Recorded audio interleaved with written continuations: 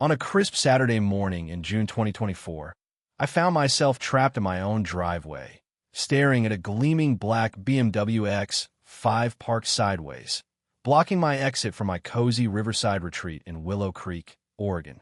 The culprit? Eleanor Grayson, a 55-year-old with a flawless auburn bob and a vendetta to enforce her newly minted title as president of the local homeowners association. She was on her phone, live streaming to her followers, accusing me of harboring military-grade weaponry on my property. Little did she know, my steel security Bollard, a 900-pound marvel of engineering, was about to deliver a lesson in physics that would cost her $80,000 BMW and her reputation. In just 3 seconds, her world flipped upside down literally.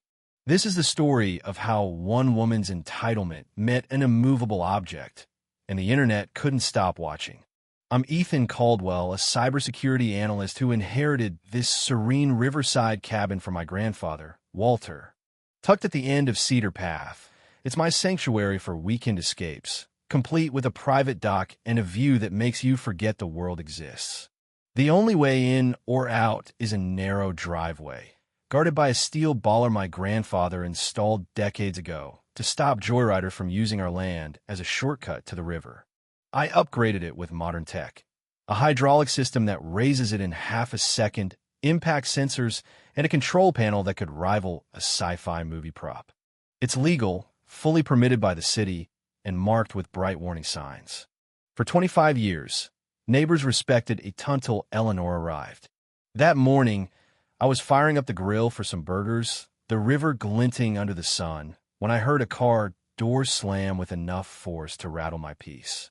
Eleanor stormed toward my fence, clutching a tablet and her phone, already broadcasting to her social media audience. Her tailored navy blazer screamed authority, but her expression screamed trouble. "Mr. Caldwell," she barked, "I'm Eleanor Grayson, HOA president. Your grilling violates Ordinance 32C on open flame activities. Cease immediately." I stood there, tongs in hand, a soda on the table, wondering if she'd lost her mind. "Ma'am, this property isn't under HOA jurisdiction. Never has been." Her eyes narrowed like I'd just denied the existence of air. "Every home in this vicinity answers to us," she snapped. "Your actions are tanking property values." I could tell Eleanor thrived on control, so I decided to show her what she was up against. I strolled to my Bollard and gave a pat. "See this? 900 pounds of steel, hydraulic lift, crash detection. My grandfather built the original to protect our land. I upgraded it. It's here to keep out folks who don't respect boundaries." Eleanor scoffed, waving her hand. "That hideous contraption? It's probably illegal. I've seen tackier junk at flea markets."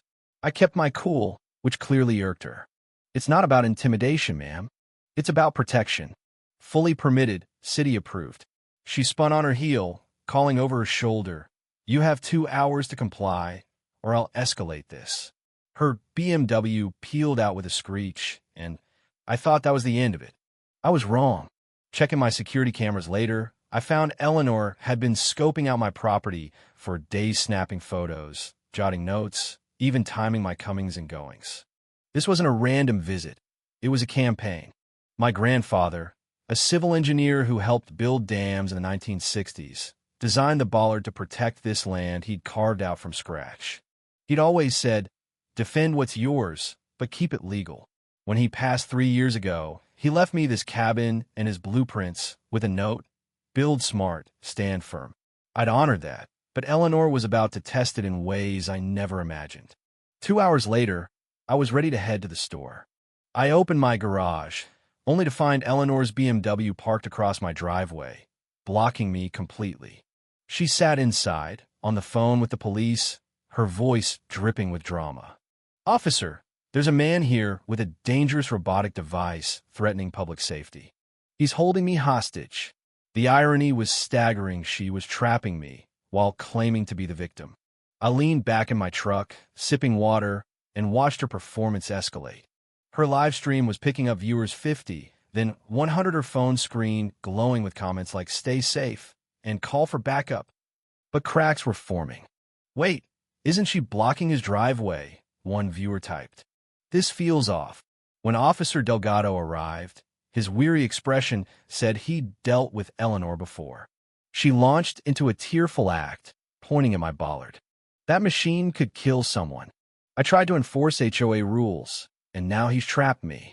Delgado glanced at her car, then at me. Ma'am, why is your vehicle blocking his exit? Eleanor didn't flinch. I had to protect myself from his weapon. I handed Delgado my phone, showing footage of Eleanor admitting, I'll block him until he tears down that monstrosity. Her face drained of color as the video played. That's fabricated, she stammered. He's a tech guy, can fake anything. But her live stream had already betrayed her, and the comments were turning. She just confessed. Karen alert. Delgado ordered her to move her car. That's when Eleanor doubled down, her pride outweighing reason. I'm not moving until he dismantles that weapon, she declared, pointing at my Bollard like it had personally insulted her. Delgado tried again. Ma'am, that's a legal device. Move your vehicle now. Eleanor's eyes blazed. This is about community safety. Someone has to stop this tech menace. I stepped out of my truck, walked to the control panel, and pressed the activation button. Red lights flashed, and a robotic voice announced, Security system armed. Impact detection active. Do not approach. I looked at Eleanor. Ma'am, I strongly suggest you stay clear. She smirked. That toy doesn't scare me. Watch this. Eleanor climbed into her BMW, revved the engine, and backed up 40 feet. Delgado shouted, Ma'am, do not ram that device.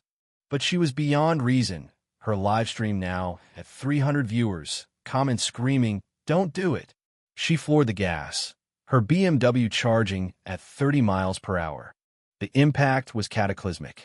Her bumper hit the Bollard just as its hydraulics engaged, launching 900 pounds of steel upward. The timing was perfect and catastrophic. Her BMW didn't just stop, it was hurled into the air, flipping end over end. Through the windshield, Eleanor's face morphed from defiance to sheer terror. The car spun once, twice, then crashed upside down with a sickening crunch of metal and glass. Steam hissed, fluids leaked, and the $80,000 SUV was reduced to a mangled heap. Her live stream, still running from a cracked phone inside the wreckage, exploded to 1,000 viewers. Comments flooded in. Physics just won. Karen versus. Bollard 1, Karen 0. Eleanor crawled out, dazed but unharmed, her blazer torn, her hair a mess.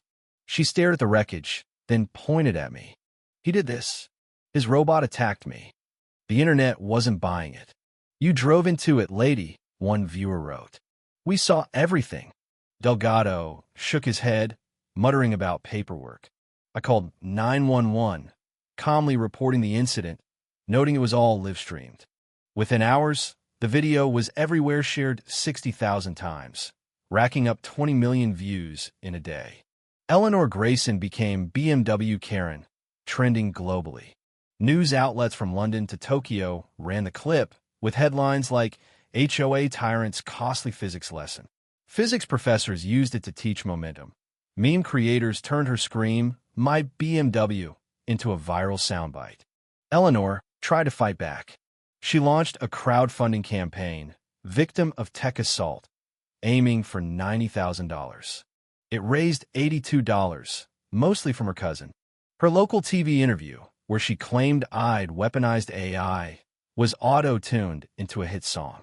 Neighbors, emboldened by her downfall, exposed her HOA reign of terror, finding a veteran for an unapproved flag, banning kids' chalk drawings as vandalism. The HOA ousted her in a 142-2 vote. She sued me, hiring a shady lawyer who called my Bollard a robotic death trap. The lawsuit was laughed out of court. Judge Harlan's verdict was brutal. A mess. Grayson, you waged war on a steel Bollard and lost. She was ordered to pay $60,000 in damages and fees, forcing her to sell her house at a loss. Now, she lives in a no HOA apartment, drives a rattling 2005 Toyota, and works at a hardware store where customers snap selfies with BMW Karen. My life. It's never been better. I started a business, Secure Path Solutions, designing anti-Karen defenses. My Bollard's patented, sold nationwide with a label, not liable for self-inflicted damage. My cabin's a local legend, with tourists posing by the Karen Crusher. I'm speaking at engineering conferences, and universities study Eleanor's crash in physics classes. One Sunday, as I grilled by the river, I saw her total limp past. She glanced at me, then sped off, like she could outrun her past. A kid from a neighborhood asked about the Bollard. I grinned. That's what happens when you mess with an engineer's weekend. So what do you think? Did Eleanor deserve her fate, or should I have backed down to avoid the chaos? Have you ever faced an HOA tyrant? What's the wildest neighbor story you've got? And which tale should I tell next? The guy who hacked my Wi-Fi, or the woman who swore my cameras were stealing her flowerbed secrets? Drop Wi-Fi bandit or camera crazy in the comments. And don't forget to like and subscribe me. Neighborhood's a goldmine of drama.